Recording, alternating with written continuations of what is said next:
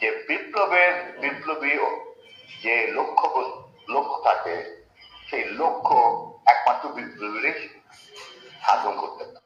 আসসালামু আলাইকুম, সবাইকে স্বাগত জানাই রিয়াকশন সাদিকে।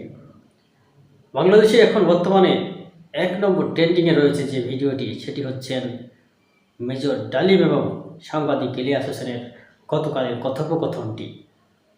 একেবারে বাংলাদেশের ৫৩ বছরের স্বাধীনতার ইতিহাসকে উল্টে পাল্টে নতুন ইতিহাসের জন্ম দিলেন যেন তারা।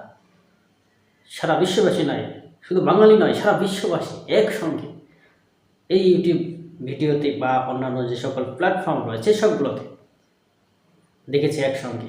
আমরা দেখতে পেয়েছি যে যখন ইউটিউবে এটি সম্প্রচার হচ্ছিল আর কি, যখন এই সাক্ষাৎকারটি সম্প্রচার হচ্ছিল লাইভে, তখন একসঙ্গে ৮ লক্ষর বেশি মানুষ দেখেছে, যা ইউটিউবের ইতিহাসে বিরল এবং রেকর্ড করেছে বলা চলে। তো এখন পর্যন্ত এই ভিডিওটি এটি একটি লাইভ হিসেবে ট্রেন্ডিংয়ে একে আসা, এটা বাংলাদেশের ইতিহাসে কখনোই হয়নি। সাংবাদিক ইলিয়াসকে স্যালুট। চলুন এখন ঝটপট করে আমরা কিছু কথা শুনে আসি তাদের মুখ থেকে। প্রত্যাশা, যার সাথে জনগণের প্রত্যাশা চাহিদা মিল রয়েছে, সেখানে বাস্তবায়ন করার দায়িত্বটাও কিন্তু তাদের নিজেদেরই করতে হবে।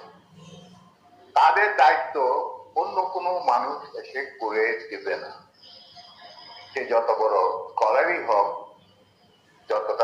যতগুলি মেডেলের অধিকারী হোক, আমার দীর্ঘ জীবনের অভিজ্ঞতা বলে যে বিপ্লবী যে লক্ষ্য থাকে, সেই লক্ষ্য একমাত্র বিপ্লবীরাই সাধন করতে পারে।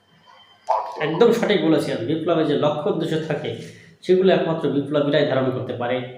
আর আমাদের যে অন্তর্বর্তীকালীন সরকার গঠন করা হয়েছে, এখানে তো বিপ্লবী নাই, তাই তো এখন হযবরল একটা অবস্থা চলছে।